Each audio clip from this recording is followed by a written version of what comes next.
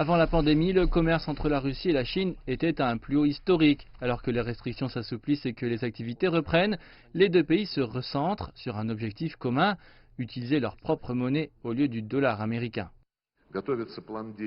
Un plan est en cours d'élaboration pour mettre en œuvre la stratégie de développement de l'Organisation de coopération de Shanghai d'ici 2025. Dans ce cadre, il y a des mesures concrètes dans les domaines de la politique, de la sécurité et des liens humanitaires.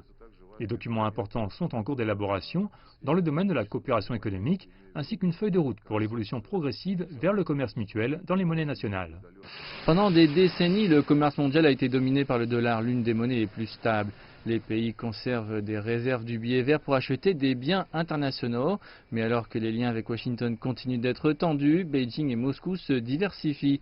Un nombre croissant d'entreprises russes évitent le dollar dans leurs transactions et la Banque centrale russe a réduit ses avoirs en dollars ces dernières années. Mais l'utilisation d'autres devises comporte ses risques car leur valeur peut fluctuer considérablement.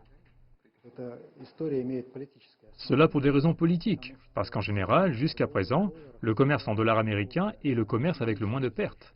Le commerce en roubles, en yuan et en euros entraîne certaines augmentations de coûts, mais les pays le font pour éviter que les risques de système ne surgissent. Le projet de dédollarisation souligne un partenariat croissant entre la Chine et la Russie. Malgré les revers liés au coronavirus, un objectif de 200 milliards de dollars dans les échanges annuels est toujours valable, mais ces échanges pourraient ne pas être libellés en dollars.